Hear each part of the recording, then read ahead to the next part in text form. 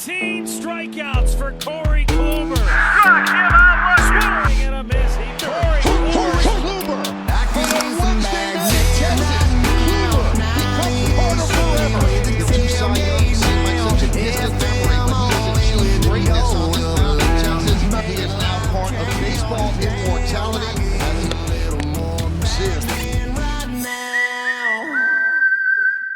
Yeah, we tried it on a random night out in New York.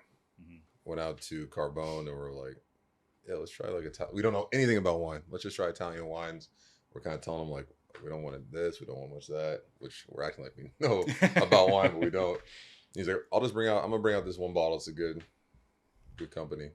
See what you guys think. And literally Sam was like, this is it. This is what I want wine to taste like. Yeah. And then from there on, we were hooked. And then we went to Italy and we were able to connect with them and check out the winery, check out their process, and we had a blast.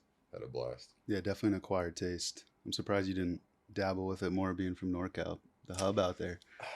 I know, man. It was just, I've never been out wine. I've been wine tasting once out there, but it was more a family friend's winery. He worked at a winery, so he took us out.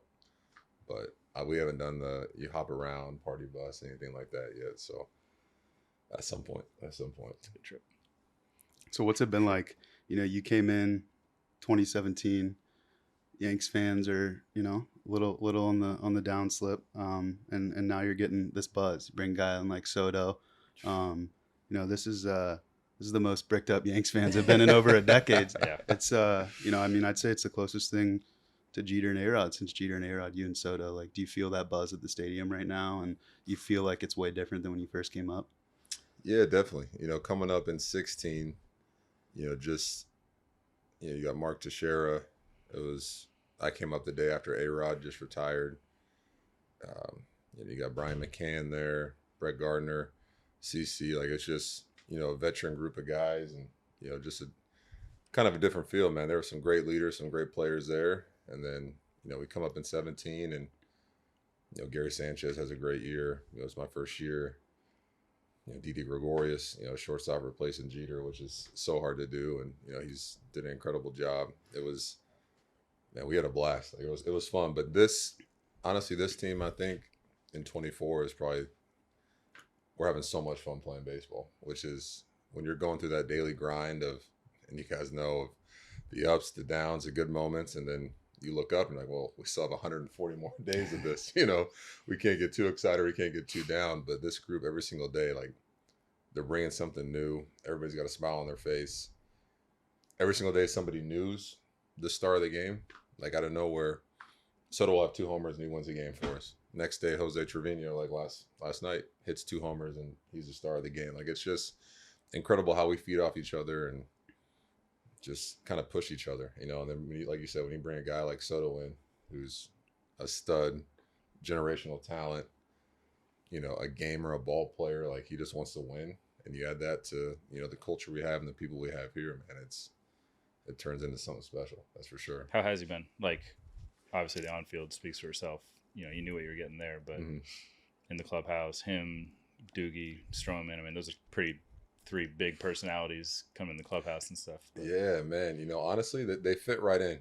Talking with Stroman, man, he always wanted to be a Yankee. Mm-hmm. He's a New York kid, grew up in New York, knows what it means to wear the pinstripes and like the history and stuff like that. So when he walked in that clubhouse, man, like, that's where he wanted to be. So he's been loving every minute. He's been so great with our younger guys, our younger pitchers too. Like, he was coming in early before spring training, throwing bullpens, talking with guys, watching other guys' bullpens, and just seeing that from a veteran guy. Like, it's like some guys can like come in and kind of, hey, I'm gonna keep to myself, do my thing, just do my routine that makes me feel good. But man, he hopped right in and just want to be a part of everything. So that was a huge kind of break the ice with everybody. Yep. And then you had a guy like Verdugo who, man, I've been trying to get him for a while from Boston. I'm tired of the walk-offs and the homers and everything he does against us. So, getting a chance to bring him in who, I knew he was a good defender. The stuff he can hit, man, he can hit the ball over the field. He can pull it. He can go oppo. He works the count. He puts the ball in play. That's all impressive. But getting a chance to play next to him every day in the outfield and just see how much preparation he puts into that, like his routes, like how he reads the ball well, like off the wall, like his communication, like that for me is like the biggest thing. Like, I try to tell guys, like, hey, I'm gonna communicate with you. I'm looking at you every pitch. We're talking. If you see something with a swing, if I see something with a swing, hey, let's move this way, or hey, let's move that way. But he's a guy that he's watching things like, hey, I'm moving in, or hey, I'm gonna stay this, or hey, I'm gonna stay, a little poolside. Because I think from these swings, like he's gonna pull something down the line. So just he's been incredible, and he brings so much excitement in the dugout too. I think you guys could probably hear him on the broadcast barking after every homer or big moment, and then you bring a guy like Soto in, man. Like I said, he's one of the best to do it, man. And it's been impressive to watch, impressive to be around, and you can learn so much from a guy like that. And he's willing to share his knowledge too, which that's very rare. Some guys come in and they kind of like keep it to themselves, like, hey, this is just what I do. Like I can't really teach it. But he's a guy that he's talking to the young guys. He's talking with Oswaldo Cabrera about certain things he looks for at the plate or his routine, and there's nothing it's easy more to you can forget how ask young for. he is. The way he carries What himself. is he, 25? I can't even imagine. He's 25, huh? Yeah, he's 25. 25, and to be that mature and then just that poised, like he's a total package, man. He Total just loves the package. game, though. I mean, you can just tell, like, he's the perfect guy to have in New York because you got to be able to play under the lights, perform under pressure. Obviously, he's won, but you can just tell he loves the game. Like, he's playing for the right reasons. And I feel like, I could be wrong, but when you get a star like that, it's not always the case. Yeah, it's tough. Like some guys can come in and, the lights can be a little bright, it can be too much to handle. That's where it was fun with Corey. We were able to get Corey and play with Corey. Like I've obviously been in the box against him, seeing how nasty his stuff is and how he competes and all that, but getting a chance to just see how he prepared every day, like the work he put in, like how didn't matter if he was 7 shutty, or 8 no hit going in that 9th inning. He was the same guy. Like it didn't matter, good, bad, always the same guy, always prepared the right way. So when he came to New York, even though he had success somewhere else, like he came here and he just like certain people are built for pinstripes and built for New York, and like that's where it's cool seeing guys like Corey, Soto, Anthony Rizzo when he came in. Like he fit right in. Yeah. I remember when Riz came over. That was about as seamless as you could have a midseason acquisition be. Man, well he was funny. First game's in Miami. He pops in, and I love watching new guys and kind of watching their routines. Like what makes this guy great? Like why World Series champ, multiple All-Star, Platinum Glover? Like what makes this guy, Anthony Rizzo? So I'm kind of watching his pregame routine, and he kind of, he's throwing on his jersey. I'm like, okay, he's gonna go to the weight room, do something, and he kind of just did a couple stretches like this, and then goes out to the dugout into the field. And I'm like, no, there's no way. Maybe I missed a step. Something. I missed a step. I think I missed a step, and all of a sudden, first at bat, homer to second deck, way back in Miami, and I was like, I think I'm doing it wrong. I think I just need to do a couple stretches and get out there, man. But it's just impressive when we got him, man. He's a gamer. He fit right into the whole New York lifestyle. To your point, though, that's somebody who's comfortable in their routine, even though it might not be what people think a routine should be. Comfortable in what it takes him to get ready, and not trying to be somebody he's not just because you're playing in New York. Exactly, and that's one thing that's been cool to see him evolve too. Is over the past couple seasons, like seeing more of his routine and the actual early work, showing up and getting work with the trainers and making sure his body's right. Him staying late, doing stuff in the cage. Like it's just seeing him change on his craft where he's like, okay, if I want to keep playing for as long as I want to play, like I got to make these changes here. And to see him do that the past couple seasons, man, like that's a leader. That's somebody that you want to go to battle with every day. So his routine's like that every day. That's like, this is how he is. That's how he rolls. Yeah, but I'm saying he's doing more now. Like he's doing different work with the training staff to make sure he can stay on the field because he had that crazy head injury last year. So he's just trying to stay on top of that. But yeah, it's pretty simple, man. He's like that backyard baseball kid, man. He's so talented. He's so gifted that like he's one of those guys I honestly think can just roll out of bed and he'll give you a 2 for 3 with a walk and a hit by pitch. I think so. It's impressive. How's your routine changed? Dealing with a couple years going through injuries or kind of, not really stuff you can prepare for, but now also having to, play center field, what 5-6 days a week. I mean, that's a different animal in and of itself. Yeah, definitely.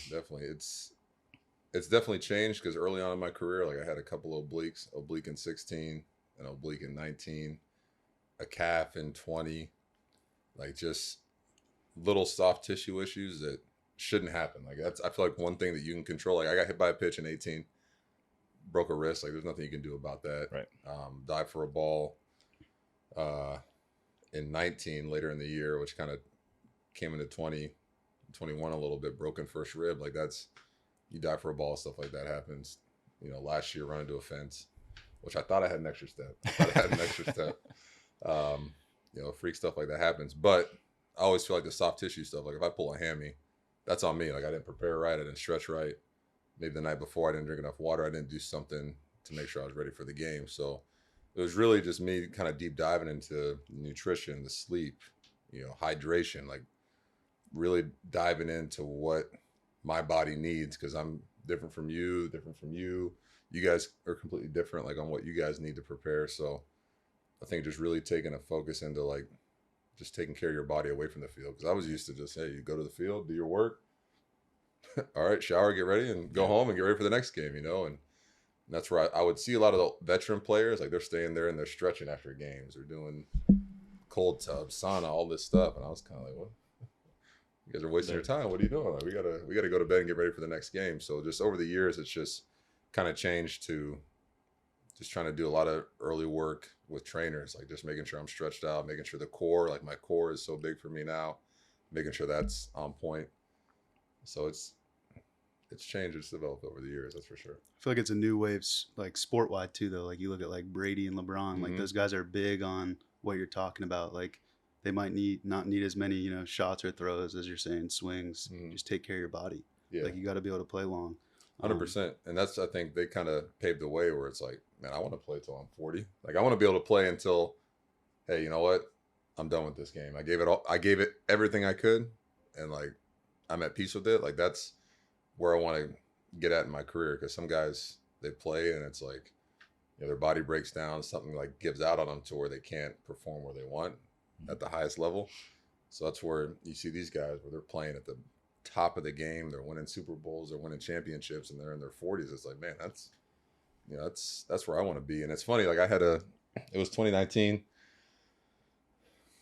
oblique, and I was coming back, and we just traded for Edwin Encarnacion. And I'm back from my oblique. I think I'm either DHing that day, I'm playing right, I don't know. I think I'm 0 for 2, 0 for 3, and I'm down in the cage in between every inning. Like I just flew out, literally ran right back into the cage, and I'm in there just hitting, like, machine, hitting, swinging. And he was sitting there, and he's looking at me, and he's like, he kind of called me over. He's like, hey, like, man, your swing is your swing. You're in the big leagues. You did all your early work. You did BP. You did swings before the game. Your swing's your swing. You coming in here and taking another 50 swings every inning is not going to, you may think it's helping you. You may think it's, oh yeah, I'm going to find it. But all you're doing is, now that's 50 more swings on your body at max effort. Last captain was Jeter. Whenever he retired, and there's a vacancy, like, is this something that they wanted to wait and make sure they had the right guy? And like, did they tell you leading up to it? Obviously, you knew before the public knew, but is this something that you were preparing for, being captain of the Yankees? Never. I didn't hear a whisper of it, you know, not a word, you know, leading up to it. Because, you know, when I look back on some of the, you know, past Yankee captains, those guys are legends, man. Those are, you know, iconic baseball figures that did so much, not only for the game of baseball, but for the Yankees, the city of New York. So it's just, it's pretty surreal, you know. And for me, you know, I never played the game to be that. You know, I never played the game to be I'm doing this to be the next captain. I'm doing this to be like, I just played to play, man. I played for my city. I played for the fans. I played for my family. I played for my teammates. You know, I just wanted to give them my all. And, you know, then out of nowhere, after we kind of agree on a deal, you know, it's funny. Like I was literally in California. Sam and I are headed to Hawaii to kind of celebrate our anniversary. We literally have a flight at, I think, 8 a.m. It's like 2 o'clock in the morning, 3 o'clock in the morning. We're just staying up. Like, we're just going to stay up. And we'll drive to the airport, get there. We're going back and forth with just different offers from different teams. what do you want to do? And I'm telling her, like, you know, like, I want to stay in New York. I don't want to go anywhere else. And, you know, conversations with New York really weren't going anywhere. And she's like, just call Hal. Like, just call him up. See, tell him how you're feeling. Tell him what you think. And, you know, so I said, all right. So shot him a message, and I think he was overseas on a family vacation or something like that. So he said, yeah, give me 5 seconds. I'm gonna pull up to the side of the road. Just give me a call. So we call him. I'm just kind of laying it out there, like, hey, like, I don't want to go anywhere. This is where I want to be. Like, you can just add 1 more year to the deal. Like, I'm set. Like, I'm not looking for anything more. I just want 1 more year. Like, I'm looking for years. I want to play this game for a long time. He's like, that's it? Like, yeah. He's like, all right, done. Sounds good. I'm like, oh, dang, I should have 2 more years. Man. Good. Wrap the week. Yeah, we could have this done. But, and then, you know, I was kind of sitting there like, Sam's excited. We're both on the phone, speakerphone. And then all of a sudden he's like, oh, by the way, like, we're also going to make you the next Yankee captain. You know, Thurman Munson was my favorite player. You know, just what he did for the city, how he carried himself. You know, I see you fitting right in line with Jeter, Munson, all these guys. And I was more speechless about that than hearing about, you know, agreeing to a 9-year deal. It's like, Sam's like hitting me like, hey, you gotta say something. You gotta say something. Yeah. So it was just special. It meant a lot, you know, getting a chance to, you know, represent the Yankees, be their captain, you know, be there for it's all about being there for my guys, man, being there for the team. You know, different responsibilities that come with it, you know, just different stuff with the media, different stuff with the fans. But I want that. I want that responsibility. If I can take the load off of somebody else, you know, especially a lot of these young guys we have coming up, like, if I can take some of the heat, if I can handle certain responsibilities so that, hey, this guy can just slide under the radar and just play his game and get confident, you know, kind of build himself up. You know, that's what it's all about. That's what a team's about. So it's been special, man. I can't really put into words what it means to be, you know, the Yankee captain, but it's pretty surreal.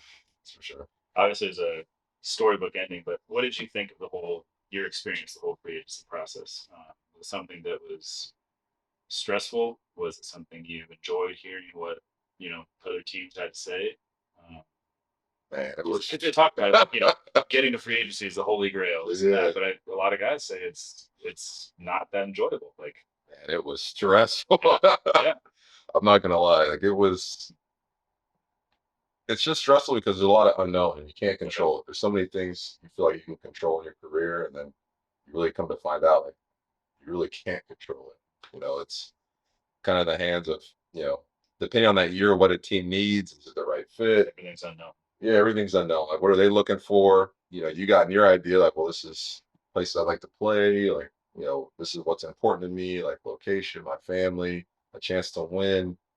You're kind of throwing all this stuff out there, and there's certain times where just like teams are like, well, hey, we like you, but you know, we don't have room, or you're not a fit this year. Right? It's just so many different things that happen. So it was honestly stressful. Like, because I wanted to be one place. I wanted to be with the New York Yankees, and I felt like I'd kind of be doing myself a disservice if I didn't go out and talk with other teams and see, hey, maybe there is something better out there. Is there maybe better offers, a better opportunity to go out and win? I was happy I did that to check out other teams, because it ultimately helped me come to the decision of, like, man, I really want to be a Yankee. You know, New York, man, New York's home now. So Talk about the stressful process. All you needed to do is pull over and call Hal.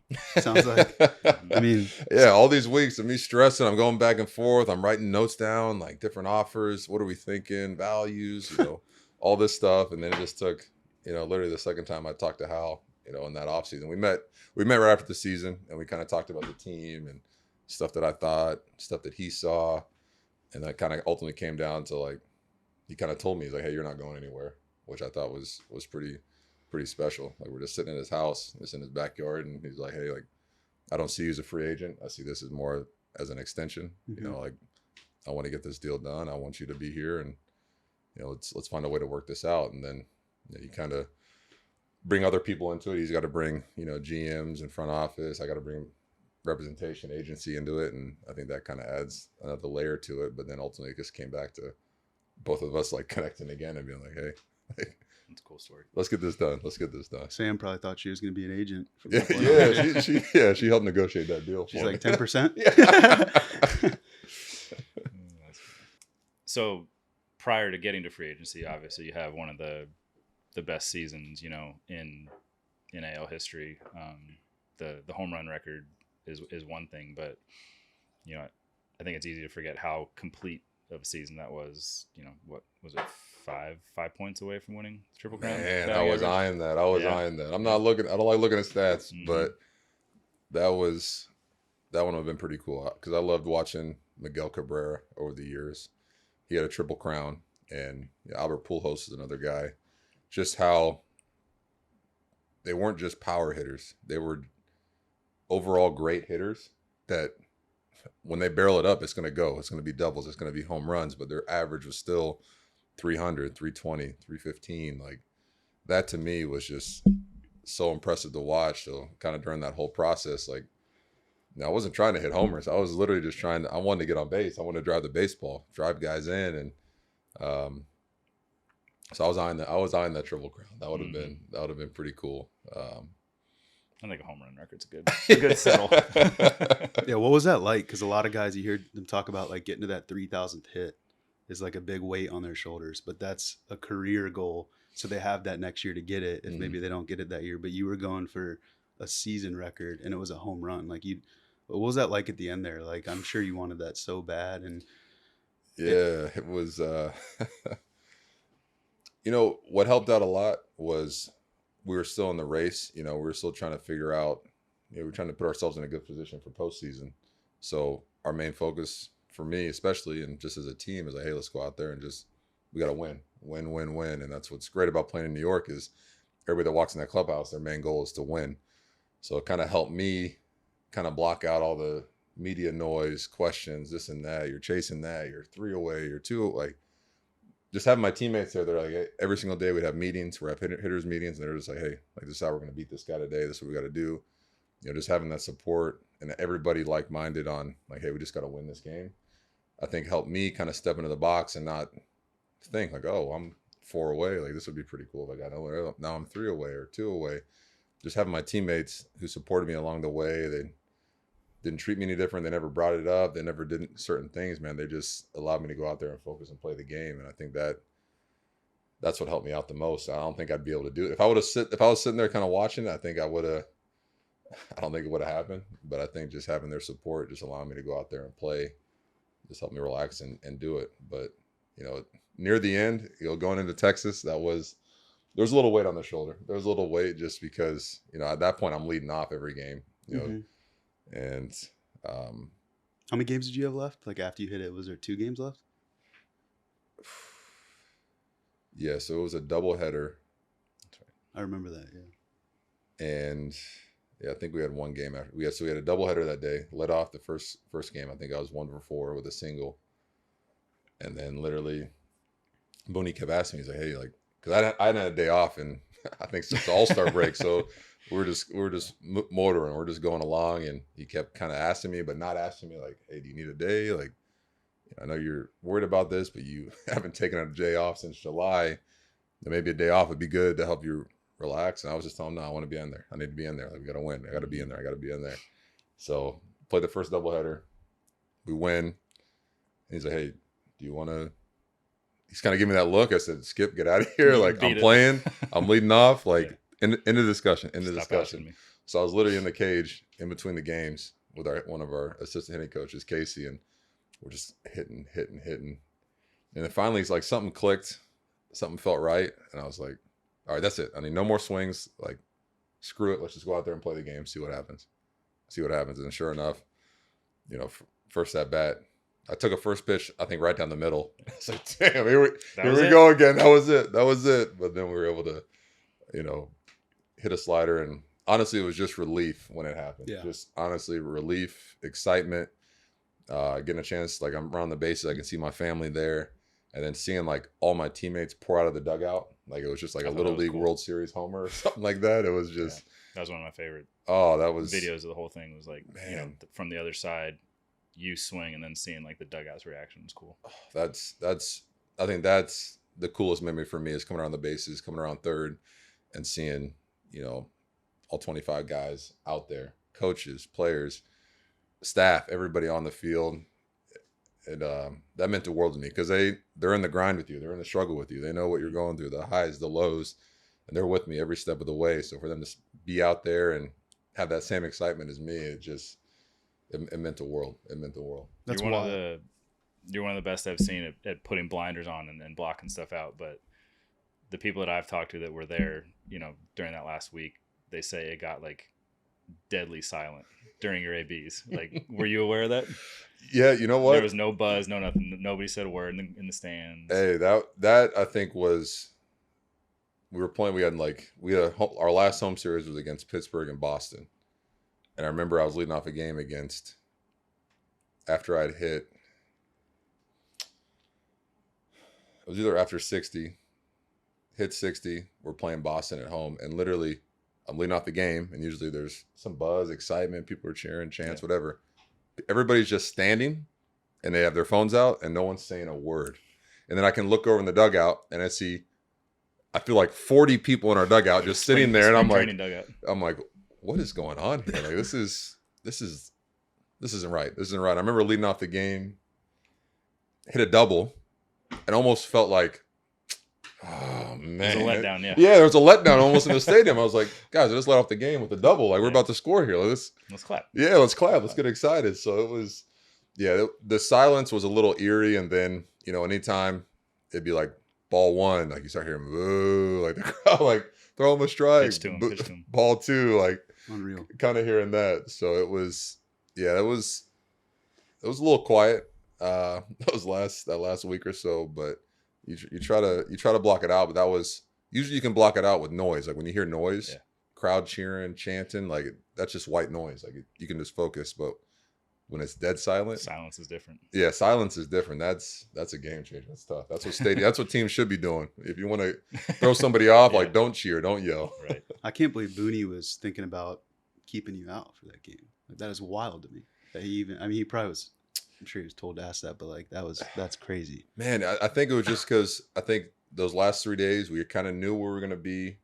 We kind of, everything in the postseason was kind of lined up. So they knew, okay, we're going to be in the division series. Like, we got to get ready for the postseason.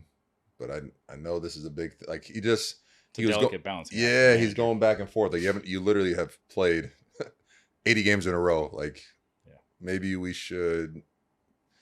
It's a tough spot. It's a tough spot. It's a tough spot, but that's how. But I mean, he's his guy's biggest fan, so it's like, you know, he wants you to get that probably more than anybody else. Exactly. So that's where I think he was kind of fighting that internal battle, but it all worked out. Yeah. What's Boone been like? I feel like he's the perfect manager for like this, like we talked about earlier, like the new look Yankees. You look back like 10 years ago, and it was maybe more of a serious vibe, for lack of a better term. But now you got guys like Verdugo, Stroman bringing the swag, Soto with the shuffle. I feel like Boone's the perfect guy to just let you guys go play. Oh, 100%. You know, and being a former player, and you know, his whole family being a part of baseball and understanding it, like he's that perfect mix of old school, understand the feel for the game and what needs to be done and said, but also understands like the new school of, you know, guys coming in and expressing themselves. And my biggest thing is he's our biggest supporter. He always has our back.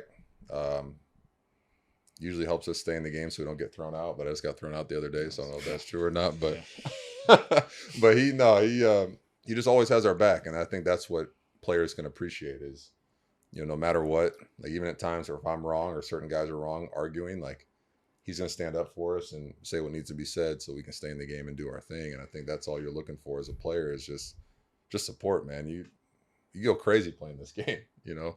And when you have a guy that, you know, even when you sound crazy is, you know, right there in the trenches with you, like it's a perfect fit. And I think that's where when you have guys like Soto come in, Verdugo come in, they just fit right in and feel comfortable because, you know, Boone makes you feel comfortable. Like he welcomes you in, like he gets to know you. He gives you funny nicknames. He does everything he needs to do just to make you feel like you're a part of this group from day one. So, man, we're lucky to have him, and he's definitely, it's been fun to play underneath. He's got your back too. Yeah. That guy, he gets ejected on command. On command. He'll do whatever for the boys.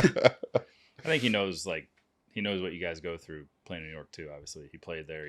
Right. Had one of the most people at bats in Yankees history. Like, he gets all the stuff you guys are going through there, and that carries a lot of weight too.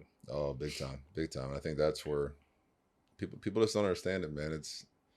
I say it all the time. It's different. It's different in New York. It's different playing other places where not only the expectations, because every ball player, they put expectations on yourself. Like, your expectations are higher than what anybody else says. But, when you add that outside factor of media and fans and just all that, plus your own weight on yourself, like, it's a lot to carry every single day. So I think he understands that, and that's how he's able to keep it loose with us and keep it fun. And you need that when you're playing every single day and doing what we do. I was talking to Austin's girlfriend, and she was at the game like 2 weeks ago. She's like, yeah, like they boo Aaron Judge, like, if he gets out. Like, how is that? How do you boo Aaron Judge? What do you got on that? Like, that's just the Yankees for you, though. They hold you accountable. Like, you hear Jeter say it. They're like, if you had a bad night, they let you hear about it. That's how they hold you accountable. Oh, 100%, man. Man, you don't like hearing it. You don't like hearing it. It stings. It stings. But I think I wouldn't want it any other way, man. I'd rather be getting booed in New York for not, doing what I need to do. Like, hey, I'm supposed to be there to middle of the lineup, producing, doing my thing. If I'm not, let me hear it. I'd rather have that than be in another city where the fans are they're clapping when I'm 0 for 4. I flew out for the 4th time or grounded a double play. They're like, oh, it's all right. You'll get it next time. Like, man, that's not why we play, man. You play to win. It's a high standard. Yeah, it's a high standard. We got high standards for ourselves, but the fans help remind you, like, hey, we got a high standard here in pinstripes, and it I wouldn't have it any other way, man. It does, man. You hate hearing it, and you do hear it. Every player hears it, but it's just a reminder that, hey, you better pick it up. You got to pick it up. You set the bar high, though. I mean, damn, you hit 62, so they're probably just expecting that every year. We'll get that back.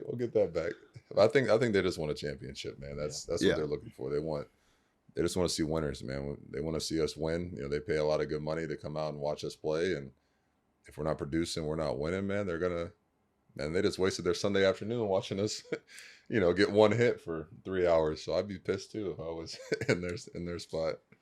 There's a lot of cool things that come with, obviously, playing for the Yankees, playing in New York too, though. Like, there's the expectation, but you're playing for, probably the most first-class organization in sports. There's a lot of really cool things that come with that too.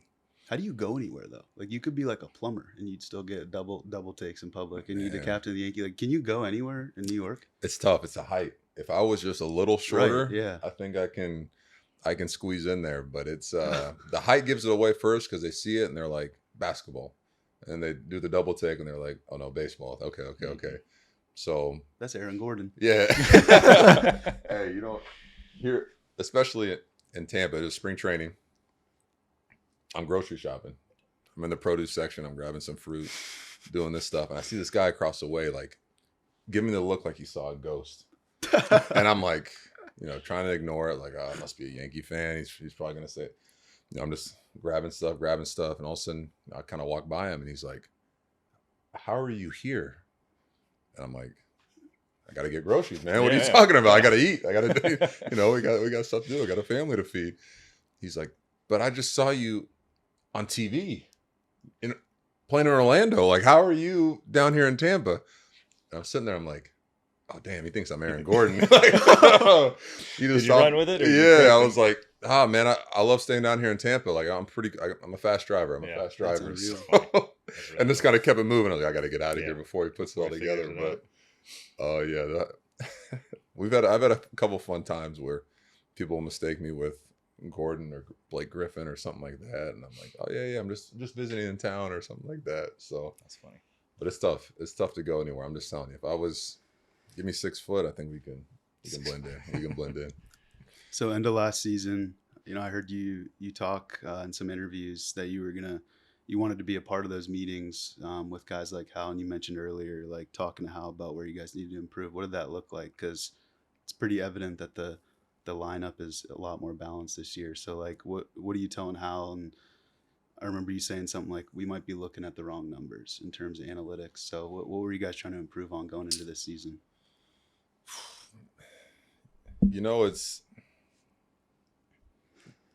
sports is just developing and changing, just how they can analyze and track different information from numbers to metrics on guys' pitches to you can create a stat for basically anything. You can find a stat for anything. Like every Tuesday at 2:00, you can find something, and for me as a baseball player, it always came down to, the stats that I look at, or when I look up there on the Jumbotron and I see the RBIs, like I see the average, like that tells me what this guy's doing at the plate. Like even for me, when I'm in the outfield and I'm sitting there and I'm, Yandy Diaz is walking up and I see a guy hitting 330. He's got 20 homers. He's driving in 90, 100 guys. I'm like, this guy is a threat. This guy's a problem. Like this, we got a pitcher on this guy. You got to be careful because this guy, I've always felt like RBIs, like that's a skill. To drive somebody in is a skill. Like when you got the crowd's getting into it, it's a pressure situation. The pitcher's really locking in here because it's second and third, 2 outs, and he doesn't want to give up these 2 runs because he's got a 1-run lead. It's a skill to be able to, take. You're not going to get a pitch right down the middle. You're going to be getting those pitches on the edges, those tight pitches. Umpire might call one off the plate. You just never know what's going to happen. So I always felt like it was a skill to drive somebody in. Like that takes work. That takes talent. And, sometimes people would overlook that by saying, oh, well, the guy hits it 110 miles an hour. Like you just plug that into a lineup for 162 games, everything will work out. But, I've just kind of voiced my opinion on, you need guys that drive people in, that can work the at-bat. And that's where we're seeing guys like Verdugo, Soto. Those are 2 guys that, man, there are so many times I'd be out in outfield in Fenway and Verdugo comes up with a guy on third, 2 outs in the 9th or extra innings. I'm like, just don't even give him a strike. Like, you can just feel in this moment he's going to get the job done. Even the times I've seen Soto, you go back to when they went on their, World Series run, the game against Milwaukee, the wild card game, where you got, Hader in the game, one of the best pitchers in the game. He throws a fastball up out of the zone, which most people are missing. This guy drives the ball to right field, scores a run. They've taken the lead. Yeah, they take the lead, and the rest is history. And they got a World Series ring, man. I feel like that's what it takes to win, man. You win with people. That's how I've always felt. You win with good people. You got to have good people. You got to have the right people in the position, and that's just kind of what I've voiced my opinion on. And you got to get the right people in here and the right people that can do the job, Like you said, I mean, there's so much information now. You can find information on anything. I don't know if anybody knows the right balance between the information, the people. That's what I feel like every team is trying to figure out right now. 100%. And I think that's where us as the Yankees, we're lucky, is we have the best guys at getting that information. So we have the best information, the best data. We can get the best players. So like you said, I think it's just about finding like the right combination of what to look at, what to do. And I think that's where, hats off to, Hal, Cashman, the whole front office for kind of diving into that a little bit. And, the lineup they put together, the guys they added, the coaches they gave us, new coaching staff hitting on the hitting side. I think that just adds into, the success we're having, I feel like. From what you said, though, it sounds like you got like a more old school outlook on it. Do you think the analytics are becoming a little bit too much and they're looking into it a little bit too much? Because you talk about like the RBIs, the guys that can hit guys in when it matters. That's not really what these analytics are showing. They're more worried about how hard the guys are hitting the ball. So do you think the analytics are getting a little bit out of hand or no? It just depends.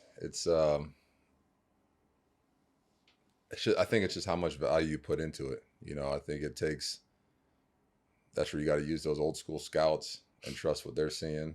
And then you got to take the information because I think it's just a good balance. I think it's about having a good system to funnel it down, especially to us players, because we get all the information. If we're facing Corey Kluber tonight, like here's his pitches, here's what he's doing, here's what he's done the last couple of games. And I think it's about taking that info, funneling it down to the coaches who can interpret it and be like, hey, what are the players actually going to use? Like, what can they take out of this information? Are they going to take that his sinker metrics, or it's a 15 horizontal plus a minus?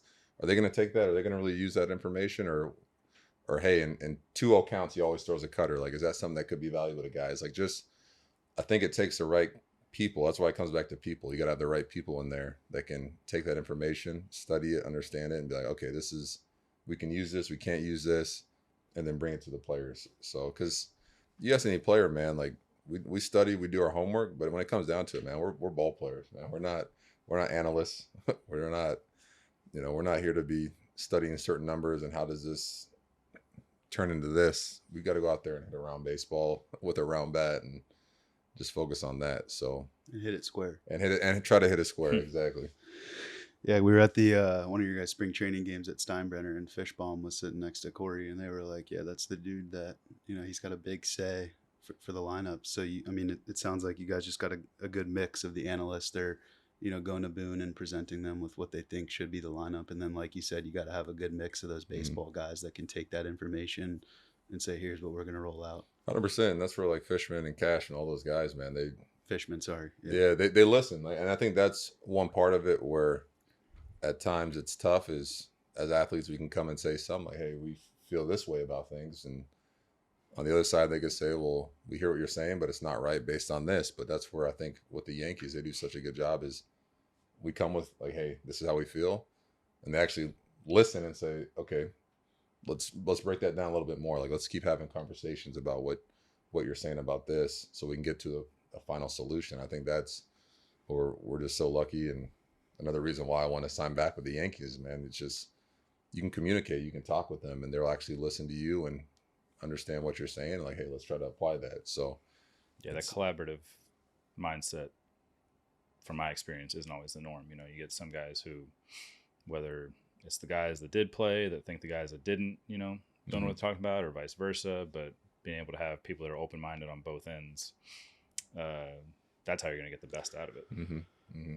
I need to hear about it's like being a younger guy. It's kind of a myth in the baseball community. You need to go into the teacher man thing. Like, how'd you meet this guy? Did he seek you out? Did you seek him out? Like, was he working with other big league guys before you? Because we all see the Twitter side of teacher man. He's not scared to fire off on people, but he's got that PVC pipe doing that snap move, the judge snap move. Man. Like, how'd that come about? It came about really through my agent. I got my Sam? agents, Paige Odell and David Matranga. And yes, Sam, my agent. David came to me literally after 2016. I hit 179. Terrible. Like, started off great. Hit a homer my first at bat. Homer the next day, and I was like, "This is easy. This is the big leagues. Like, oh, we got this figured out. This is gonna be a cakewalk." And then, you quickly get humbled in this game, and that's where season ended. I'm literally sitting at home. I'm like, man, like this is. Like, you kind of get chewed up, spit out real quick, and he was like, "Hey, I know you're working on things and you're doing your thing. You just made it to the big leagues, and that's all great. But I know this hitting guy who I kind of see some of his stuff, and I think it could help you. Like, I don't know if you'd want to check it out. Don't want to check it out." I said, "David, I hit 179. I will take anything. If this guy tells me to stand on my head and hit in the box and it gets me to hit 300, I'll do it. Whatever you got to do." So, I had him reach out, and, me and Rob Refsnyder, who's with my agency as well, we flew out to Arizona. Bear down. Yeah, oh yeah. NCAA champion. Yeah. There. Oh yeah. Yeah, we spent about, I think, a week in Arizona. I stayed with him, and we just went and hit it deep bats. It's like some cage in Arizona, and man, it was literally hitting the cage with him, going over things. He's showing us video, like, because I'm telling him like what I think about in the box and what I try to do, and he kind of just took it all in. And at the very end, he's like, "Okay, well, I see what you're thinking, but let me show you what some of the greatest hitters do. You're gonna look at your video that we just took. Then I'm gonna show you Barry Bonds. I'm gonna show you Manny Ramirez. I'm gonna show you all these guys. Does it look like what you're doing?" So I'm sitting there and I'm looking, I'm like, nah, it doesn't look anything like what these guys are doing. And I guess Barry Bonds had a pretty good career. So if I want to have a pretty good career, maybe I should, try to start doing what these guys are doing. And, he gave me a couple, he's like, "Hey, just think about this. Like, think about, just try to hit a pop-up. Like, try to hit a pop-up. Like, get behind this baseball, do this and that." He was giving me like certain cues. Took a couple swings off the tee, and I've never seen the ball jump like that. Like, I used to hit balls 120, but they'd be 2 feet off the ground. And it was like, oh, this is great. But when you hit it right at the shortstop, 120, like, that's an out. I guess that's nothing more than that. And all of a sudden I started hitting balls like back of the net, top corner. And I'm like, ooh, that's nice. That'll play. And I remember getting in the car. We finished the session, getting in the car with Rob, and I remember sitting next to him. I'm like ref, I'm gonna hit 50 homers next year. I'm hitting 50 homers next year. He's kind of laughing. He's like, oh, that's it, 50? Like that's it. And just what I felt, like how my body was working, like using my legs, staying behind the baseball, because I was so out in front. Like I was so out in front of the baseball, around the baseball. If I was timed up for a slider, I'd kill a slider. But if I was timed up for a slider and threw a heater, then I had no chance. And in the big leagues, man, you're facing guys that can throw you not just 1 or 2 pitches in the zone they want. They're throwing you 5 or 6 pitches in the zone they want. So just that adjustability I didn't have. And once we kind of started working with Rich, he just gave me this adjustability to where I could be ready for 90, 95, but if he threw 97, my bat was in the zone for a long time, so I could get a base hit to right field. And it'd be like, wow, that guy beat me, but I'm standing on first base. Like it kind of just opened my eyes a little bit, opened my eyes to how I look at video, how I look at swings, how I make adjustments, and the rest is history. We're How long of a process was it for you to filter out, your old swing to get fully comfortable with the stuff you guys worked on? Yeah, because his stuff's different, right? Like I hear him talk about like it's like finding that back leg, Mm-hmm. and like I've heard you say like you feel like your first moves to second base. Mm-hmm. So like kind of talk about like those cues and how, like what Corey said, how big of an adjustment was it to go from old swing to new swing? Yeah, it took me. Well, that's why we started November 5th. I remember the day. It was the first day we worked together in Arizona, and after we worked together, I was like, hey, every 2 weeks, I need to see you every 2 weeks. I'm all in.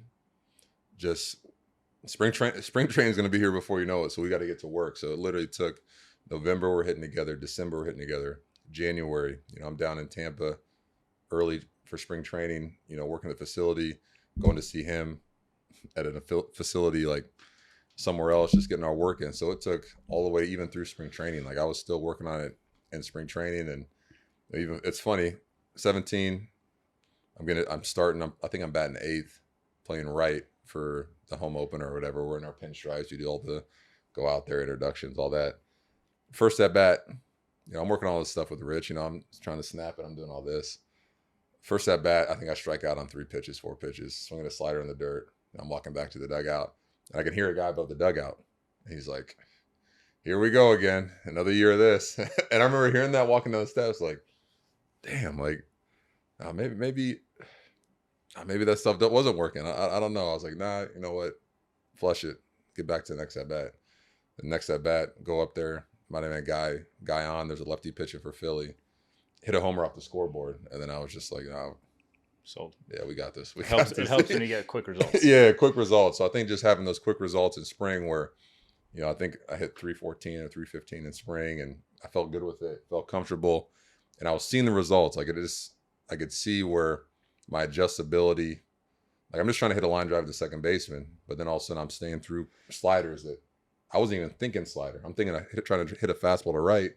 He hangs the slider and I'm hitting it out to left field. Like just for me, like just those different changes were just kind of eye-opening to me to where it's like, man, this stuff, I don't know what's happening, but it's working and we got to keep improving it. So do you still talk to him frequently? And like, how's that work with the Yankees hitting guys? Like after that year, you come back and you're like, hey, I worked with this guy. I'd like to implement some of the stuff I learned, but it was tough, especially going into 17, I'm making all these changes and obviously, the organization invested a lot into me. So they're on their side, they're coming up with different ways that, hey, we want you to try this, do this to try to improve. If you can work on X, Y, and Z, you should be good going into spring. And it's kind of takes some of me being like, well, I see what you're saying, but I'm going to work on A, B, and C instead of X, Y, and Z. So it was just kind of, there was a little butting heads a little bit back and forth, but at the end of it, we kind of all talked and I said, hey, it's my career. I appreciate the support. You guys want me to do well, but if I'm going to make it or not make it, I want it to be in what I believe in and what I can do. And they were hesitant at first, but then they said, all right, like eventually you can't argue with the results. Yeah, we'll back you on this. And thankfully I had some good results, going through spring and going into the start of the season in 17. And, that helped out big time. So, and they've worked great with me. And, I've had multiple hitting coaches. even ones that I think, Marcus Timms is with the White Sox now. He came out and he would be there when me and Rich are hitting. Just kind of, I think that's the biggest thing about hitting coaches is, and probably the same with pitching coaches, is like speaking the hitter's language. Each guy's different. Like I could talk about my back leg, but you may say your back hip, or you may say a coil, or I might say a load. Like just learning everybody's language, I think, is what separates the good hitting coaches from the great ones. And, that's where we've, thankfully with the Yankees, we have so many good hitting coaches that have wanted to learn, like, hey, what are you working on? Or what are you thinking? Like, okay, you're talking about your back hip, you're talking about your back leg, you're talking about the second baseman. Like, okay. So then when I'm in the cage, they're repeating that. They're saying the same language. It's not me saying coil and they're saying load. Like they're repeating the same thing I am. And that only helps, reiterate and kind of fine tune what you're working on. So it's been great, man. They've been great working with him and kind of learning what we learn in the snap. It's a different animal for hitting coaches now, because I feel like a lot of guys, work with somebody else on the side as well. And so hitting coach has to learn, 12, 13 maybe ways to get through to guys on what they're working on. Yeah, that's where I don't think I could ever be a coach at this level. At this level, it's just like you said, if you have 10 different hitters, all with different mindset, approaches, drills they do, stuff that gets them ready for the game, and you got to know that, you got to speak that, you got to understand it, so that when Corey's not feeling good at the plate, he's not feeling good at the plate because his front leg, like he's not getting his leg up in time, or when I'm not going well, it's because, hey, maybe I'm getting around the ball and understanding what I need to work on to get back to driving the ball to right field. Like being able to see that, and each hitter is so different, and trying to, how do I approach this guy? How do I say that? It's a different animal. And especially I feel like with the Yankees, where you got guys that have won MVPs, you got multiple all-stars, you got World Series champs, and it can be intimidating time to walk in there and be like, hey, T, we gotta fix some things. It's like, oh, like how are you gonna say that to a guy when he can be like, man, I got 2 MVPs and 8 all-stars. What are you gonna say to me? Yeah. But that's a tough job, man. That's a tough job. You want to get this grande going? Yeah, let's do it. Might do a little Portnoy review for me at the end. You get your score at the end. Oh, perfect. Little Willamette Valley Pinot. Shout out Papa Casa.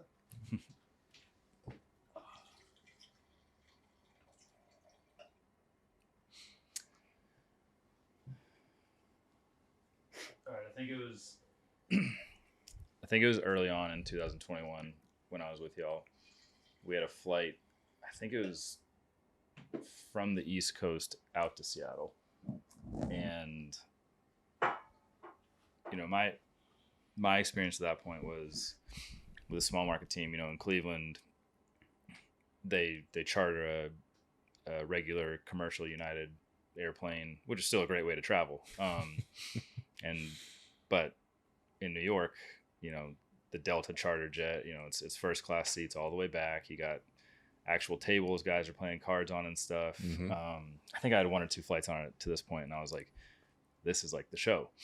And then we got a 5-hour flight out to Seattle or wherever it was, and we take off, we're still climbing. All of a sudden Aaron pulls out this 30-inch monitor, his PlayStation, and by the time we get to 30,000 feet, there's 10 guys around this monitor watching people play FIFA and a FIFA tournament the entire way out for like 4+ hours.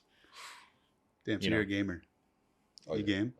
Oh yeah. I'm not a gamer to where I'm like a professional, but I love spending a lot of time. That's wild. Aaron Judge going home playing Fortnite.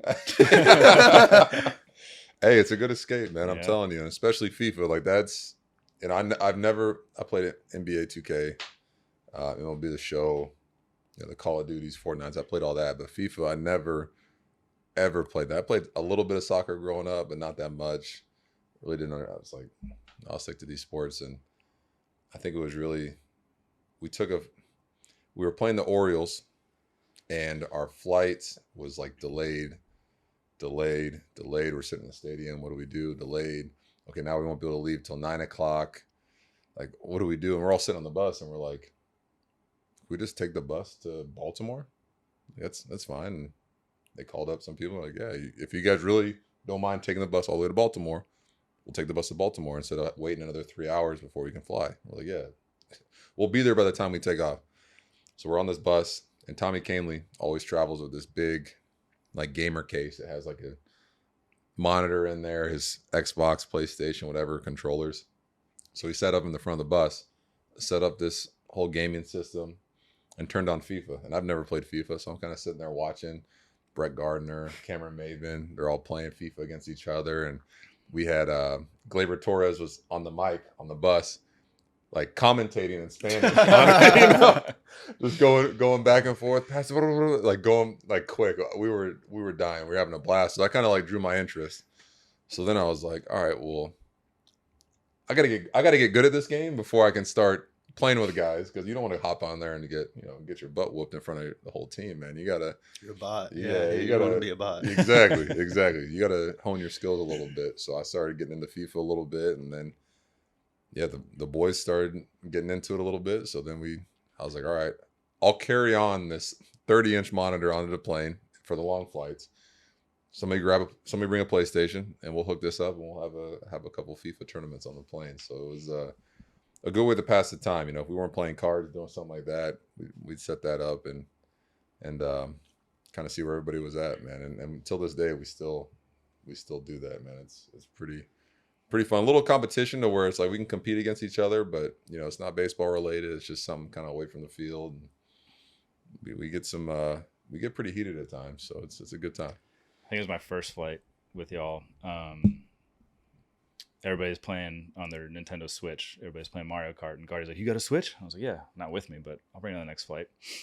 And so I bring it on the next flight, link up with them or whatever. I think the first like 5 races I finished in last place. Like I was getting lapped, and I was like, "This isn't for me." Damn. So everyone at home wondering what the big league flights are like. It's the same thing they're doing at home. It's the same thing you're doing on your flight, pulling out your Switch, pulling out your headphones, whatever you're doing. We're doing the same thing, man. The Mario Kart, that was Brett Gardner, because I remember as a rookie, after a game, we're playing either, I don't know where we are, Kansas City. He's, hey, come by the room. Like, we're all just hanging out, watching TV, whatever. We go to his room. We're all kind of hanging out there. I think he ordered some food. We're eating, chatting. Then out of nowhere, I see him go back. He had this little like travel bag with him. Opens the travel bag, pulls out this little case, this little thing. He sets it on a table. Goes over to the wall, takes the art off the wall. And I'm like, what's going on here? Well, the thing he pulled out was a projector. Turns on the projector, takes all the art off the wall in his room. Then he grabs like a little Nintendo or a Switch or something, plugs it into the projector, starts setting it up. I'm like, what's going on here? He's like, oh, bro, like we're playing Mario Kart, but we're doing it on the big screen. Like we're not gonna mess with a little Switch. We're gonna do it on this whole 80 inches of this wall right here. So he set up this big Mario Kart kind of tournament in his room late night. So that's what really first got me on the Mario Kart was Brett Gardner busting Pretty out. Advanced for a country boy from South Carolina. I think so too. And for months, I'd see him with this little duffel bag he's traveling with. I'm like, man, what has he got in there? He's got either his cash or other clothes or this and that, but he had a projector and a Switch. It's all gaming stuff. Exactly. I'm sure you guys, like when the time's right though, like there's some flights where you guys get after it a little more. Happy flights after some series wins. Yeah, series wins, especially sweeps. Off days, if you're going into an off day and you're traveling, that's when the boys really get excited, and we're playing music, we're up and down the aisles, we're doing our thing. So you still the DJ, or have you pass it on to somebody else? I'm still the DJ, but I love having guest DJs come on. I think it's always nice, because there's certain times where it's like, guys, I've played the same 8 playlists 8 days in a row. Like I just need a little shuffle. When somebody else comes in, they can kind of shuffle it and they play their own mix. Stanton will get on there. He has some good jams. The past couple days, Marcus Stroman, Verdugo, they got good mixes. So it's I just love music. I feel like when you go into the clubhouse, when you're hitting in the cage, like just having music around, I think it just lightens the mood. It gives everybody it just brings everybody up. I don't know. Like I've always been in on that, because I remember when I first got to the big leagues, there really wasn't much music pregame, and I was used to in AAA, we're blasting music all day, we're playing, we're just having a good time. So I tried to incorporate that once I got to the big leagues. Like, hey man, when we get to the clubhouse, I put some music on. It could be 70s music, it could be some soul music, it could be some reggaeton, it could be hip hop, whatever. I think just having something playing just kind of gives everybody a different pep in their step. What are we rocking with right now? Future album, new Future album's pretty solid. Ooh, Future album's great. I still stick with my guy Drake. He's got. Say, where does walking out with Drake in Madison Square Garden rank for your coolest moments? I forgot about that. Yeah, man, how'd you forget? What's Stanley? Think about it every day. You know, it was that's up there. That's up there. Big G knows a couple of his people, and he told me a while ago. He said, "Hey, Drake asked when he comes to MSG, he wants us to walk out with him," and I was like, "Man, stop. Yeah. Why are you playing with me?" He's like, "No, I'm serious. So in a couple months, when that comes up, I'm telling you, it's gonna happen." I'm like, all right, whatever. Sure enough, fast forward a couple months later. You're crossing days after calendar. Yeah, I'm crossing every single day, like one day closer. It's just, he's like, "Hey, so we going or what?" And I'm like, yeah, we got a suite, like we got inviting the team, like wives, everybody, like we're going, but are we really? He's like, "Bro, just text me when you arrive. We'll meet downstairs, and then we'll go." And sure enough, we go down there to the dressing room. We're just chit-chatting. They're like, yeah, his bodyguard, whoever it was, "Hey, come with me. We're going to go back in the tunnel where he's coming out." And met him in the tunnel. You know, I took, had Nestor with me, Volpe, Clark Schmidt. We all went down, kind of hang with them, you know, before the show, and then said like a quick prayer, and then me, G, and Drake and his bodyguards started walking through MSG. And it was funny, the bodyguards kind of sitting there talking to me and G, like, "Hey, you know, when we get to the top and we're kind of going down the stairs, you know, just make sure you guys kind of, you know, be careful." And you were secondhand bodyguard. Yeah, kind of, you know, make sure you're doing, you know, do your thing. And Drake kind of turned back around. He's like, "I think they can handle themselves." Like they're two big guys. I think they can handle themselves. So it was a pretty surreal moment. Getting a chance to do that, man. Just the energy he brings, you know, especially at MSG, how excited the fans were, you know, the performance he put on, man. He rocked that place, man. So that was pretty cool. So you walk out with them, and then they just bring you back up to the suite. You just we just dapped them up. Said, "Go do your thing," and then because we were kind of talking the whole way, just kind of asking about how, you know, how's the tour been, what's been new, what's going on, how's everything. He was asking us stuff about, you know, our lives, baseball, kind of stuff, and then he's all right, let's get it, and did the walk, dapped them up, and then we just went back to the suite and enjoyed a sick concert, man. Yeah, it was cool. That's pretty badass. Cool. I feel like Drake's the one guy that's you know, everyone likes him. Like if you were to pick one dude to walk out with, rap concert, like probably going with Drake. Yeah, I think I'm picking that one, man. He's been doing it for so long, man, at the top of the game. I'm a big music guy, and I think I get a little crap for it because I played Drake all day for the most part. But Nestor Cortez, Clark Schmidt, they got my back. You know, even Stroman, man, he's played in Toronto, man. He's got all the Drake songs, so they'll sing along with me. So I'm not by myself. You talk about like playing with CK when he got to New York. What was that no-hitter like, being a part of a no-hitter? Because not a lot of guys can say that they've been a part of that. Man, you know what I'm pissed about? You were I was DHing that day. Don't even get me started on that. You don't understand how mad I wasn't mad, because you never know if I was out there or if anything was different, if it would have happened. You wouldn't have got to that ball way, didn't you? Yeah. I would have dove. But that was just, man, you want to talk about, I'm not even playing in the field, and I was nervous sitting there. Like, I didn't want to look at Corey. Like, usually Corey's doing his thing. He's got his routine. He's sitting in the same spot. He's just, guy's prepared. He's locked in. He's just, didn't matter what the score is, what had just happened, anything. Like I said earlier, he knows what he's doing. So during this whole thing, like, I'm sitting there and I'm DHing. So you go up there, you hit, come back down, you're chewing seeds, you're kind of walking and keeping warm, and all of a sudden I'm kind of sitting up there looking at the scoreboard. I'm like, okay, it's a fifth. No hits. All right. I'm not going to say anything. Don't need, just get out of your head now, but just keep going about your day. I don't know who I was sitting with on the bench, and they were like, might have been the Sixers said, hey, do you see the scoreboard? So you guys are talking about it, but like the team. Yeah, you're kind of talking about it. You're not supposed to talk about it, but you're kind of, I can't even remember. Yeah, like you're saying that. You're like, you see what I see here? Like, we're all on the same page here. We know what's going on. Okay.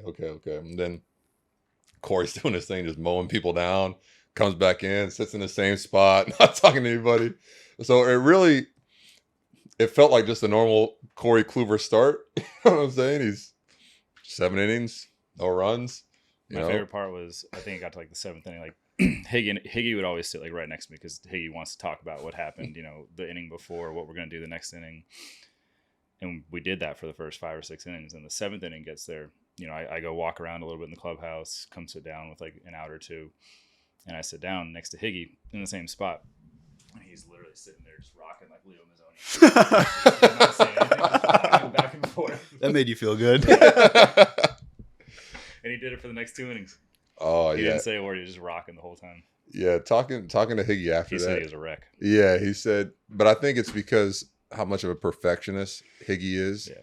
And I think how, it's pretty crazy, like getting a chance to play with Corey Kluber, who I've seen for years pitching, and the Cy Youngs and the dominance, and then getting a chance to have him come to the pinstripes and play with him. Like, just getting a chance to play with you was an absolute treat and a dream. But then I couldn't imagine being the catcher in a no-hit bid. Like, what's probably going through his head and how he's feeling. Like, that, the stress that he was probably under there is because he was probably thinking, I can't mess this up. Like, he's locked in. I just got to call the right pitches. I gotta be dialed in here because Corey's dialed. Don't mess this up, and that was, man, we were so excited. Like, I didn't know what to do. Nobody knew what to do. Like, how do we handle this situation? Like, a no-hitter. What do you? But I'm so pissed I wasn't out there in the field, man. That's the one thing is. What about perfect game? Would you still wishing you were out there if it was a PG? Because then that's when the fielders are out all there like, for a perfect game now. What's that? You were out there for a perfect game. Domingo Germán, but I was wow. broken toe, so I couldn't be out there. So once again, I'm sitting there on a cooler watching this perfect game happen. But the Domingo Germán one was special. I wish for Domingo it wasn't in Oakland. Just nobody there. Yeah. If we would have done it at home or done something like that anywhere else, that would have been pretty cool. But in Yankee Stadium. He's a king in Yankee Stadium. Yeah, he is. He is, man. So the starters go watch the starter for that day, warm up, and then they all walk in with him, with the Yankees. Domingo commands that right field crowd like nobody you've ever seen. He's walking in with 2 baseballs in his hand, getting them all to stand up, throwing them balls. Like, he's the king for those 4 minutes walking across. That's the coolest thing in sports, that right field at the beginning of the game. Yeah. Because I didn't really start going to Yankee games until Wallace got up. Mm-hmm. So being at opening weekend this year, like when they get rowdy before the game, that is so sick. They call everyone's names. Bro, that's what it's all about. I don't know how it is for a pitcher, if you guys even hear that, or even as an opposing team, what they're thinking. But I love it being on defense and like just they're doing a roll call, man. They're announcing us. Like, I think that's gangster, man. That's incredible. Like, us as players, we enjoy that moment. We look forward to it every single game. Doesn't matter how we're doing, what happened the night before. I think that's what's a cool thing too, is we could get booed the night before for being terrible, but everybody in those bleachers are going to show up the next day and they're going to be sitting there cheering for us and rooting us on, doing the roll call. Like, that's the Yankees. That's the Yankees. They care. Give him the Guardy flex. Exactly. I'm still doing the Guardy flex. That's always, I'm flexing for Guardy. That's always, and when I'm in right field, I'll do my normal gavel, little pound to the bleacher creatures, but hopefully I can pass on to the next center fielder that when you play center field for the Yankees, You got to do it. you got to do the Guardy flex. Like, that's just, what he meant to me and this team and the leader he was, man. We got to keep that rolling. We got to keep that rolling. But the roll call, man, that's special. CK, I want to circle back to that no-hitter. Obviously, it's a personal achievement, but where does that rank, like, in terms of, pitching in Game 7? Like, how'd you feel in that game going into the 7th, 8th, 9th inning with a no-no?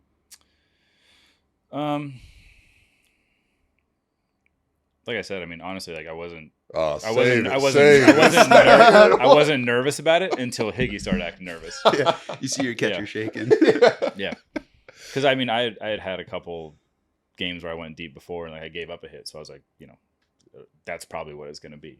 You get to the 8th inning, you have a single, whatever, it'll still be a great game.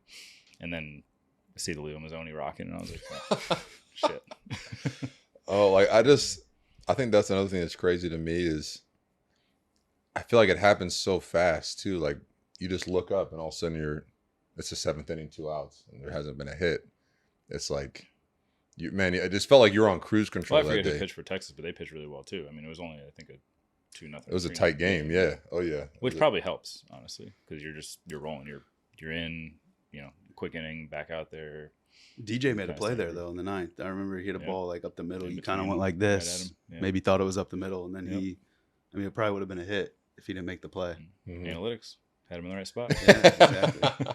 That's another thing too is you pitchers, you got to get out of the way. When there's balls hit up the middle, don't reach for it. I'll let you know a secret. So the Rays have a rule, like pitchers, if it's not to your glove side, you're not allowed to make an attempt for it. Don't touch it, yeah. Wow. Because they're putting the fielders where they know they're going to hit it. So if you touch it, Don't get in the way. yeah, makes sense. Wow, because there've been so many times I've seen guys ball hit, they kind of reach for it, but it's hit 110 at them, and you're 60 feet away. Like, how are you going to react to that? And it tips off the glove, then it trickles away, and it's a base hit when it's the second guy was baseman right was there just behind standing right there, and I'm sitting in center like, these pitchers, man, you Yeah. kidding me? Just get out of the way. Every pitcher wants to pretend they're an athlete, but just get out of the way. I will say Marcus Stroman, what I've seen on the mound, comebackers to him, like he can reach out for him. He's like a cat out there, man. He's just agile, quick. But everybody else, A couple exceptions, but just get out of the way. yeah, just get out of the way. Just get out of the way. It's the best game plan there is. It's nice. You like it? It's nice. Um, I'm not much of a Pinot guy, but It kind of hits you. It's I like, think I'm a Pinot guy. yeah, you I like want it. to just real quick give you a chance to talk about. So I've played with 2 other guys who have won the Roberto Clemente Award, and they say that it's probably the best, achievement to hang their hat on. What does that one mean to you? Because I know like it's easy to have a foundation, just throw your name on it, not really be that involved with it and show up, do a dinner or this and that. But I know that it means a lot to you. Yeah, that's, going back to just even starting the foundation. My mom and I, we would go back years ago, like before even kind of making it to the big leagues, we'd kind of talk about that'd be cool to at some point have a foundation, like give back to kids. I was just always, my main thought's always been the youth. Like, how can we make the next generation, the next group coming up behind us better? Like, give them a better future, give them a better starting point, help them in any way.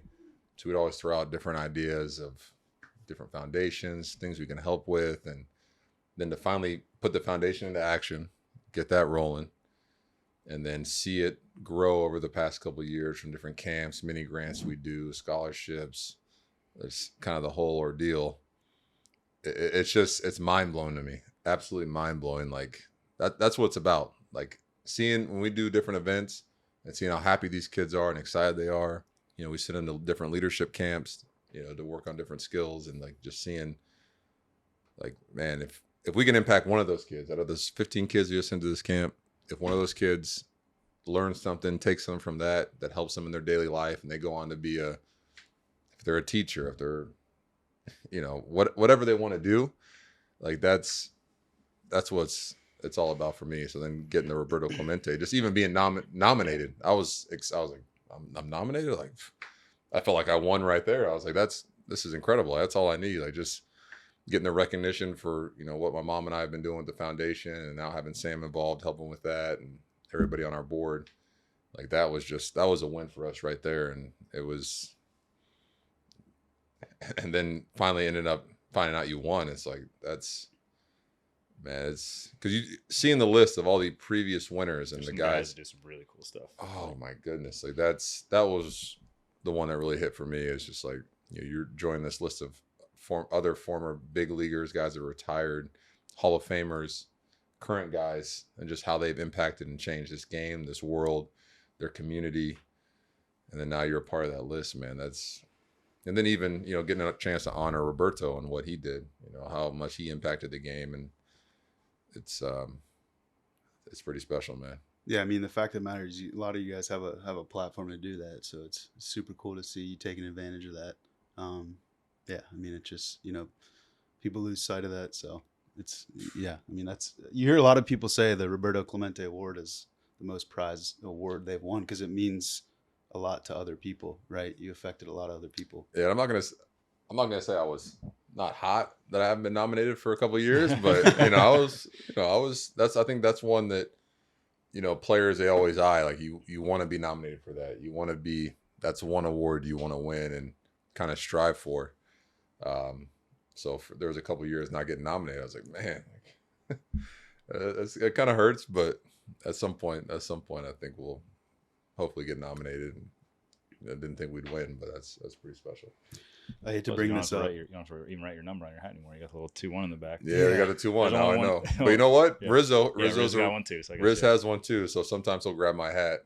I'm like, hey man, there's two guys. Now. You can relax. I hate to bring this up, but it's just the fact of the matter. You're taller than everyone. Your zone's bigger. I feel like you get stretched at the bottom a lot, right? Like like I said, your zone's bigger, but they don't really stretch it up top. It's like you get called on that low pitch more than anyone for a strike when it's a ball.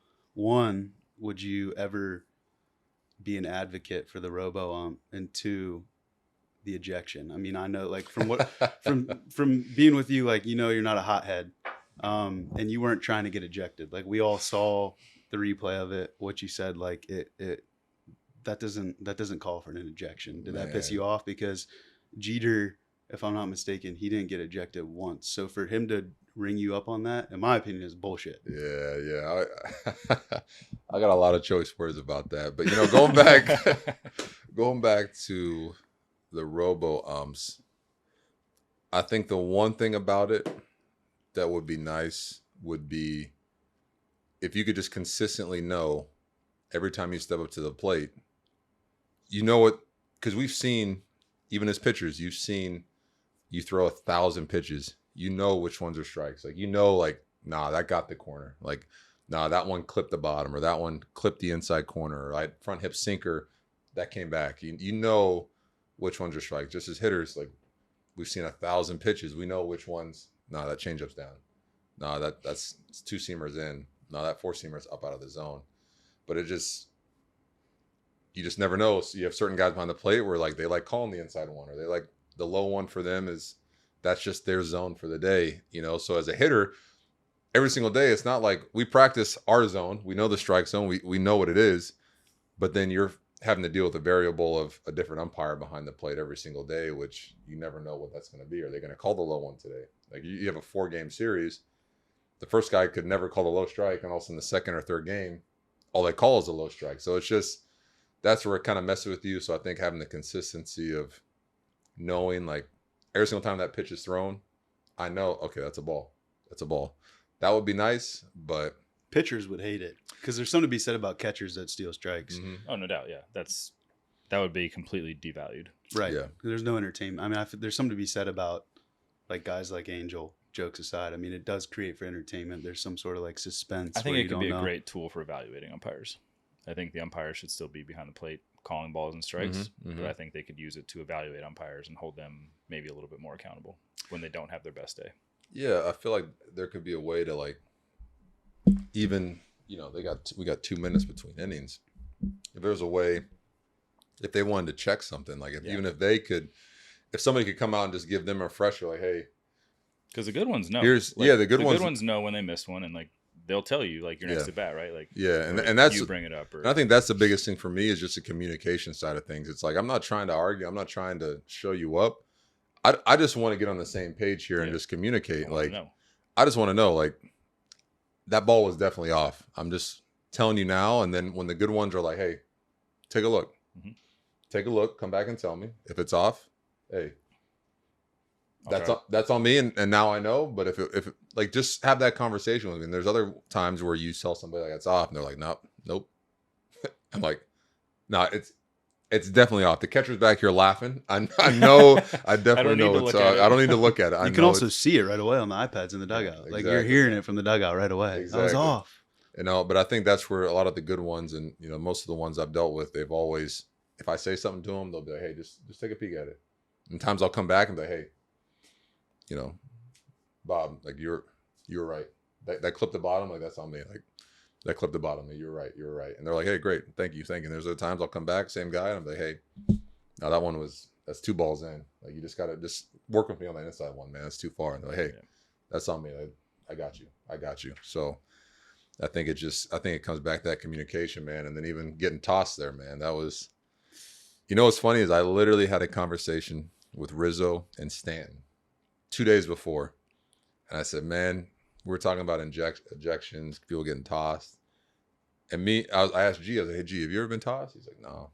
I was like, yeah, me neither. Like, I don't think I'll ever get tossed. I don't think I'll ever get tossed. Like, I'll talk with umpires, I'll say something, but I'm not going to go out there and make a scene or do something stupid and get tossed, man. Like, I just don't see that happening. Like, especially, so I was going on about, like, my foundation and kids, you got to set a good example. You don't need to do this and that.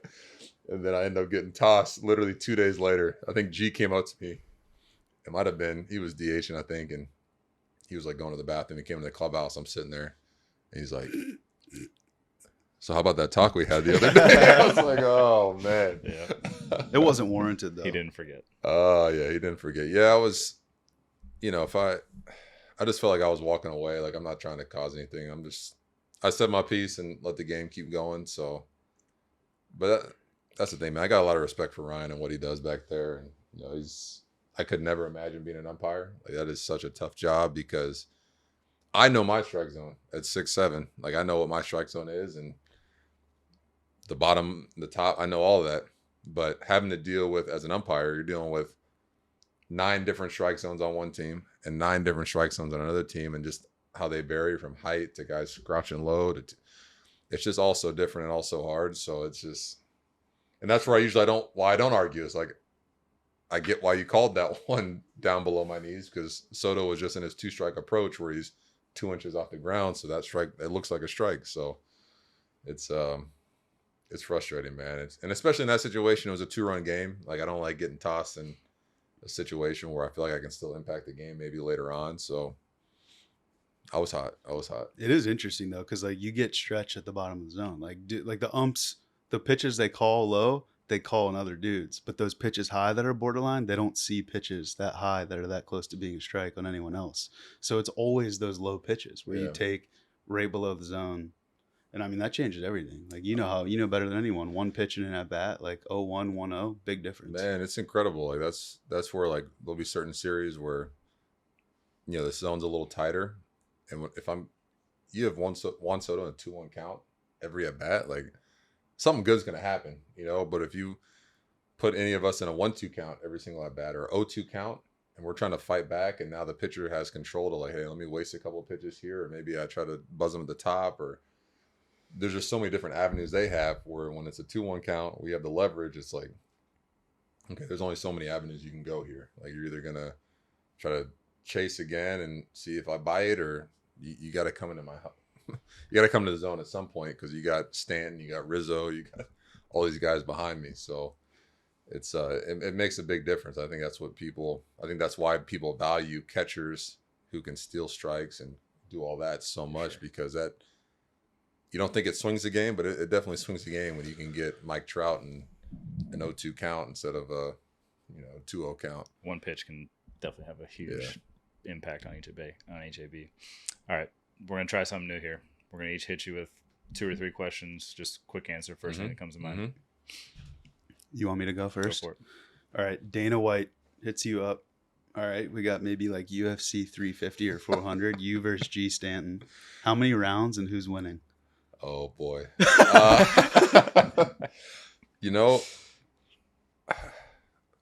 I'd say we're going 4 rounds, and I got Stanton winning by, I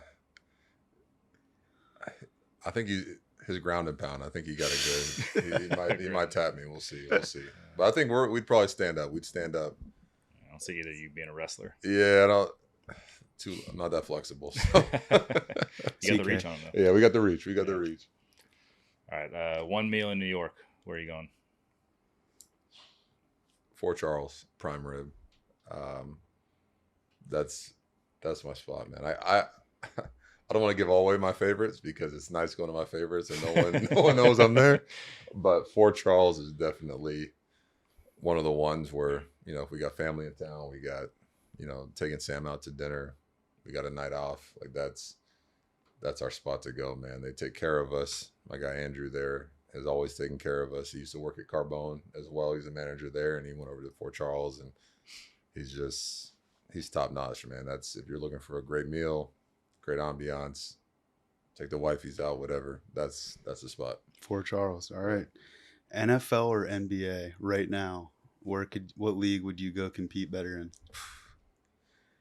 Well, the fact that if I was in the NBA, I'd probably be a point guard, and I got no jumper. Like, I think I'd try my luck at NFL, man. But I see some of these NFL guys that come through, even seeing, Travis Kelce and how big he is and how physical he is. And, man, I'd try my luck at NFL, but, man, that's a tough sport right there. That's a tough sport. NBA would be good, but I don't have a jump shot. I thought I had a jump shot playing at Linden High School, but now that I see how these guys shoot, I did not have a jump shot. That's for sure. You got recruited though for football, right? A couple of schools. Yeah, I did, and I loved it. I honestly love football. It's one of the, like, I love baseball. I love everything about it, the ins and out of it, the chess match between the pitcher, the hitter, everything. But football, man, and even with basketball too, like, you get angry, somebody hits you, somebody does something, it's like, all right, man, I'm gonna see you next snap. I'm gonna see you in 5 seconds, and I'm gonna use this anger, and we're gonna handle this situation. Just like in basketball, somebody goes and they dunk on you. It's like, all right, check. Like, we're gonna go back down there. Me and you, let's go back at it. Where in baseball, you don't have that. You got to stay more poised. You get angry, you get mad about something. For the most part, the anger ain't gonna help you. Like, it ain't gonna help you hit the ball better. It ain't gonna help you. You could throw harder, but you're probably not gonna throw a strike.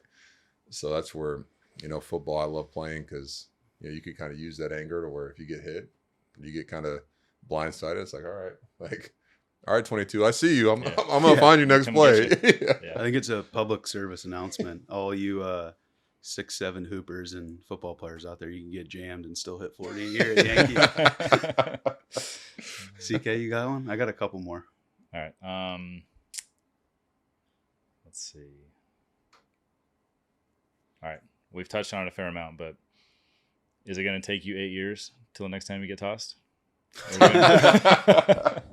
Yeah, I think it'll take me 8 years. I hope, because you did just say you said you're never going to get tossed. Yeah, so now I'm jinxing it again. So just speeding up now. Let's watch this next week. What happens? But hypothetically, Yankees have one spot to fill with an athlete from another sport. Who are you taking? One athlete from another sport. Can't be a baseball player. And it could be any position. You can pick the position you guys got to fill. Ooh. You got to think about hitting, defense, everything. Like, who's the one athlete that could help you guys win? Wow. I feel like we could find an outfielder. I feel like the NBA probably has some good. You know what? I'm thinking NHL. I'm thinking some hockey player. Lay some bunts down, make some plays. You know what? I think they got the eye-hand coordination. They're hitting the puck all day. They got the stick. They're hitting it out of the air sometimes. I don't know how they do it. The deflections, how they stand in front of the goal and like redirect. That's amazing to me. So I don't want to persuade you though. If you're going NBA, go NBA.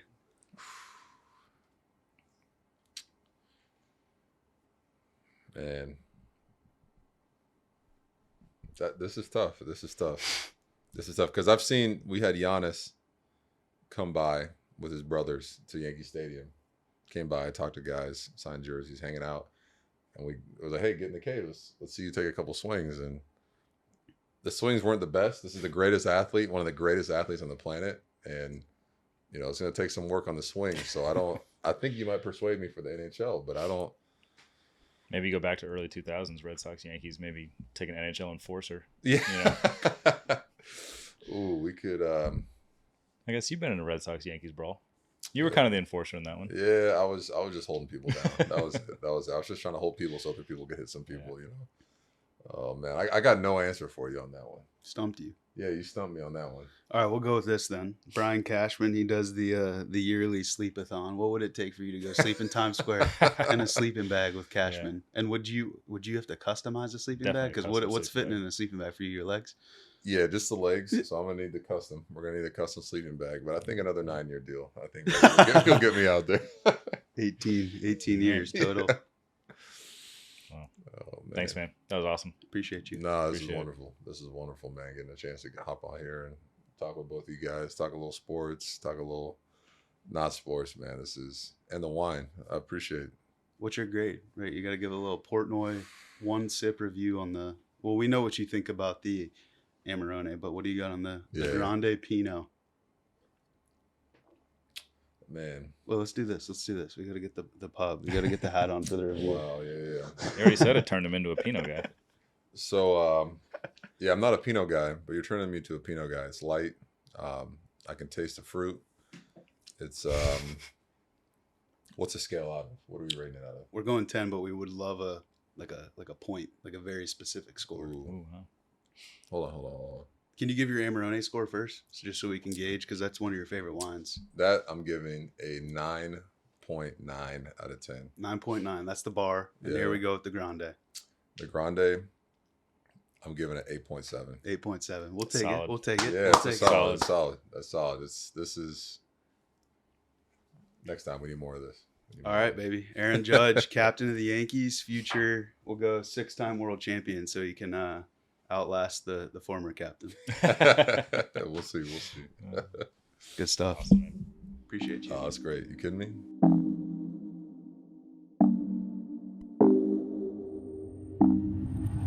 Huh.